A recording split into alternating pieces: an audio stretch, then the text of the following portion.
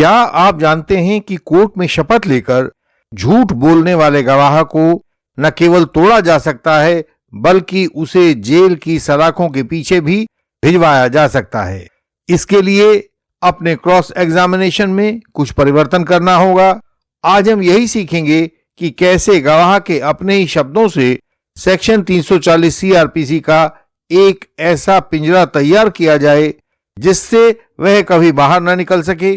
गवाह खुद अपना झूठ रिकॉर्ड पर स्वीकार करे और सीधे सेक्शन 340 की कार्रवाई का शिकार बन जाए। हर कोर्ट रूम में एक ऐसा क्षण आता है जब गवाह बॉक्स में खड़ा हो शपथ लेकर झूठ बोल रहा होता है। आप भी जानते हो और संभवतः जज भी जानते हैं कि वह झूठ बोल रहा है, लेकिन केवल जानना काफी नहीं होता। कानून को प्रूफ चाहिए और वह प्रूफ भी रिकॉर्ड पर लिखा हुआ होना चाहिए। ऐसे में यदि एडवोकेट गवाह पर डायरेक्टली आरोप लगा देते हैं कि तुम झूठ बोल रहे हो या तुम इस बात का उत्तर गलत दे रहे हो, तो इससे गवाह को सफाई देने का मौका मिल जाता है। वह कानून के ट्रैप से बचने की कोशिश करता है और कई बार बच जाता है। इसलिए ऐसे गवाहों को क्रॉस में कभी भी सीधा चैलेंज नहीं किया जाना चाहिए। सवाल यह होता है कि गवाह के झूठ को रिकॉर्ड पर कैसे लाया जाए कि वो खुद ही 340 की प्रोसीडिंग्स में जाकर फंस जाए। 340 सीआरपीसी एक मजबूत कानून रहा है, लेकिन कोर्ट इसे तभी लागू करती है जब जानबूझकर बोला गया झूठ रिकॉर्ड पर अंकित हो। एक सिंपल कॉन्ट्राडिक्शन काफी नहीं होता। इसके लिए कोर्ट को यह भी दिखाई देना चाहिए कि गवाह ने जानबूझकर झूठ बोला है और उस झूठ ने न्याय की प्रक्रिया को प्रभावित किया है। यहां क्रॉस एग्जामिनेशन की भूमिका बदल जाती है। क्रॉस अब केवल गवाह की क्रेडिबिलिटी को नष्ट करने का टूल नहीं रहता, बल्कि एक घातक ब्लेड बन जाता है जो गवाह के अपने मुंह से निकले हुए शब्दों को 340 की प्रोसीडिंग्स की नींव में बदल देता है। एडवोकेट का काम गवाह को झूठा साबित करना अब नहीं रहता। एडवोकेट का काम यह हो जाता है कि गवाह खुद अपना झूठ रिकॉर्ड पर स्वीकार करे, साथ ही वह झूठ इतना स्पष्ट और प्रमाणित हो कि उसके पीछे हटने का गवाह के लिए कोई रास्ता ना बचे। गवाह उसमें फंस जाए, ना इधर जाते बने ना उधर जाते बने। इसी को कहते हैं 340 के ट्रैप में फंस जाना। आप सभी व्यूअर्स जानते होंगे कि गवाह आमतौर से आजकल दो तरह के होते हैं, एक फैक्चुअल विटनेस और दूसरा इलेक्ट्रॉनिक एविडेंस पर आया हुआ विटनेस। जो गवाह घटना का प्रत्यक्षदर्शी होने का दावा करता है वह फैक्चुअल विटनेस होता है। ऐसे गवाह पर सीधा हमला करना उल्टा पड़ जाता है, क्योंकि वो हर सवाल का जवाब अपनी कहानी को मजबूत करने में लगा देता है। इसके लिए एक टेक्निक जो हम इंडियन लीगल सिस्टम में इस्तेमाल करते हैं वह है narrow loops technique. Narrow loops technique को हिंदी में सवालों के छोटे छोटे भंवर के रूप में समझा जा सकता है।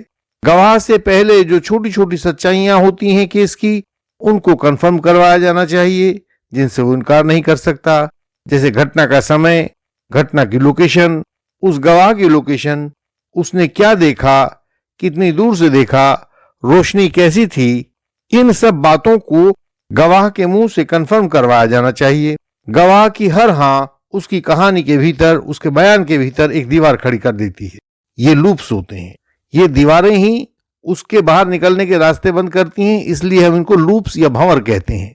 अनेक लूप्स के द्वारा अनेक दीवारें खड़ी कर दी जाती हैं और जब गवाह चारों तरफ से दीवारों से घिर जाए, इस भंवर में फंस जाए, तो ऐसा प्रश्न पूछा जाना चाहिए कि उसके बाहर जाने का रास्ता उसको ना मिल पाए।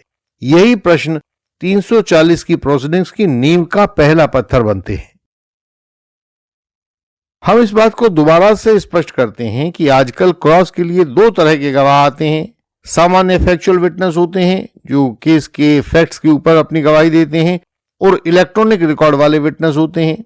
हर एडवोकेट को पता होना चाहिए कि कैसे फैक्चुअल विटनेस को इलेक्ट्रॉनिक रिकॉर्ड वाला विटनेस बनाकर उसको तोड़ दिया जाए। प्रोसिक्यूशन उसको फैक्चुअल विटनेस बनाकर लाया है, लेकिन आप अपने क्रॉस के द्वारा उसे इलेक्ट्रॉनिक रिकॉर्ड वाला विटनेस बना दीजिए और तब वहां उसको तोड़ दीजिए। आज हर एक इंसान मोबाइल रखता है, यानी कि वह हर क्षण ऑटोमेटिकली जहां कहीं भी जाए, जो कुछ भी करे, एक डिजिटल ट्रेल को छोड़ता हुआ रहता है। उसकी location data, call records, WhatsApp time stamps, mobile tower pings, ये सब उसकी एक पैरेलल टाइमलाइन बनाते रहते हैं। क्रॉस में उस गवाह से सवाल पूछिए, आपने अपना लोकेशन डेटा और कॉल हिस्ट्री आईओ को क्यों नहीं दी थी? यह एक ओमिशन ट्रैप है। ओमिशन ट्रैप कौन सा होता है? जिनको हम 162 सीआरपीसी से हिट करते हैं। आपको याद होगा, यदि कोई महत्वपूर्ण बात आईओ को नहीं बताई गई तफ्तीश के दौरान, तो वह ओमिशन हो जाती है और कॉन्ट्राडिक्शन की तरह काम आती है। तो इस गवाह को ऐसे ही ओमिशन ट्रैप में डालिए। उसे पकड़ने के लिए सेक्शन 119G BSA बनाया गया है, जो पहले 114G एविडेंस एक्ट होता था। इसका नियम यह है कि यदि गवाह के पास कोई बेहतरीन सबूत है और वह उसे नहीं आईओ को देता है, तो इसका अर्थ यह निकाला जाएगा कोर्ट के द्वारा कि गवाह का वह सबूत उसके ही खिलाफ था। अगर गवाह ने डेटा दिया था तो आईओ ने उसे रिकॉर्ड पर क्यों नहीं लिया, या गवाह ने नहीं दिया तो वह फिर क्यों नहीं दिया? ये दोनों जवाब गवाह को फंसा देते हैं। आप कोर्ट में यह सीन क्रिएट कीजिए कि सच्चे गवाह को अपना डिजिटल फुटप्रिंट छिपाने की कोई आवश्यकता नहीं थी, और जो गवाह इसे छिपाता है, यानी कि जो सामने खड़ा है, ये उसकी बदनीयती का रिकॉर्ड है, जो खुद ब खुद उसके कामों से रिकॉर्ड के ऊपर पैदा हुआ है। यदि गवाह खुद इलेक्ट्रॉनिक एविडेंस पर गवाही देने आया है, तो हमारे क्रॉस का ट्रैप और भी सटीक बन जाता है। उसके इलेक्ट्रॉनिक रिकॉर्ड का मेटा डेटा कभी झूठ नहीं हो सकता। आप जानते ही हैं, हमने पिछली कई वीडियोस में इस बात की चर्चा की है। इलेक्ट्रॉनिक रिकॉर्ड का क्रिएशन, उसकी टाइम स्टैम्प, एक मैसेज की डिलीवरी की रिपोर्ट, वीडियो का जियो टैग, फोटो का जियो टैग, यह सब उसके रिकॉर्ड में होना जरूरी है। इसके लिए पहले तो गवाह से यह कंफर्म करवाइए कि वह गवाह इलेक्ट्रॉनिक रिकॉर्ड को ऑथेंटिक मानता है। फिर उसी रिकॉर्ड के भीतर से ऐसे इलेक्ट्रॉनिक रिकॉर्ड के सारे फोरेंसिक गैप उसके बयान में, क्रॉस में लिखवाते चलिए जो गवाह की कहानी से मैच नहीं करते। जब गवाह एक ऐसे इलेक्ट्रॉनिक फैक्ट को डिनाई करता है जिसे काउंसिल कोर्ट में टेक्निकली वेरीफाई कर सकता है, तो गवाह का डेलिब्रेट झूठा बयान कोर्ट के रिकॉर्ड पर छप जाता है। और जैसे ही गवाह का डेलिब्रेट झूठा बयान कोर्ट के रिकॉर्ड पर छपता है, तो 340 की झांकी निकलने का इंतजाम हो जाता है। अब फैक्चुअल विटनेस को देखते हैं। क्रॉस एग्जामिनेशन में गवाह का बोलना ही उसे केवल नहीं फंसाता, बल्कि उसका ना बोलना भी उतना ही उसको फंसा देता है। आपको क्रॉस में यह दिखाना होता है कि गवाह ने जानबूझकर आईओ को कोई जानकारी नहीं दी, कोई डॉक्यूमेंट पेश नहीं किया, जो एविडेंस उसके पास था उसे आईओ के साथ शेयर नहीं किया। तो यह सारा काम उसका छिपाव बन जाएगा, और यह छिपाव उसकी बदनीयती का सबसे मजबूत रिकॉर्ड बन जाता है। और यह सब कुछ कोर्ट के रिकॉर्ड के ऊपर लिखा हुआ है।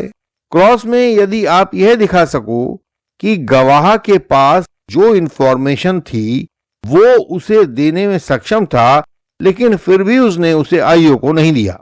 क्रॉस में गवाह से पूछिए कि घटना के बाद उसने सबसे पहले किसे बताया था, कब बताया था और कितनी देरी के बाद बताया था।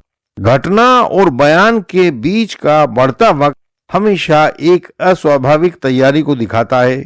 आखिर इस गवाह को किसने, कब और क्यों तैयार किया था, यह सारी की सारी बातें जज के दिमाग में संदेह के रूप में तैरने लगती हैं। क्यों देर कर रहा था ये? इन सवालों के जवाब जैसे ही कोर्ट ढूंढने की कोशिश करता है, इससे गवाह 340 की दहलीज तक खींचा चला आता है। हमने अपनी पुरानी वीडियोस में आपसे अनेक बार गवाहों को आपस में भिड़ा देने का तरीका बताया है। वहां से भी 340 का जाल आप बना सकते हो। एक झगड़े के मुकदमे में गवाह ने अपने चीफ में कोर्ट के सामने आकर कहा कि हमने अक्यूज्ड को घटना स्थल पर लाठी चलाते हुए अपनी आंखों से देखा था। क्रॉस एग्जामिनेशन में डिफेंस काउंसिल ने पहले तो गवाह से यह कंफर्म करवाया कि वो घटना के वक्त चाट की दुकान के बाहर खड़ा था। काउंसिल ने आगे पूछा कि कितने और लोग चाट की दुकान पर थे। उसने कहा कि 5-7 लोग थे। काउंसिल ने दुकान के मालिक का वो कोर्ट बयान दिखा दिया निकालकर, जिसमें दुकान मालिक ने आईओ को बताया हुआ था कि उस दिन शाम को दुकान बंद थी। विटनेस बॉक्स में खड़े हुए गवाह की अपनी कहानी ऐसा होने से उस ही के ऊपर गिर गई। अब वो पलटे तो उसका चीफ झूठ हो जाएगा और अगर वो टिका रहे तो उसका ये बयान झूठ हो जाएगा। काउंसिल यह विरोध बिल्कुल चुपचाप शांति से रिकॉर्ड पर दर्ज करवा देते हैं। उनको दर्ज करवा देना भी चाहिए शांति से। इस पॉइंट को केस फाइल पर अपनी नोट कर लीजिए, क्योंकि यह फाइनल आर्ग्यूमेंट में आपका सबसे धारदार हथियार होने वाला है और इसी के आधार पर इस गवाह की 340 की प्रोसीडिंग्स भी शुरू करवाई जाएंगी। एक बार जब क्रॉस एग्जामिनेशन के जरिए गवाह के बेमेल विरोधाभास कोर्ट के रिकॉर्ड पर आ जाते हैं तो सेक्शन 340 सीआरपीसी की एप्लीकेशन की नींव को आप तैयार हुआ समझिए। इस एप्लीकेशन में आपको 3 बातें प्रूव करनी होती हैं और वो तीनों ही बातें कोर्ट के रिकॉर्ड पर क्रॉस एग्जामिनेशन के दौरान अंकित करवाई जानी चाहिए।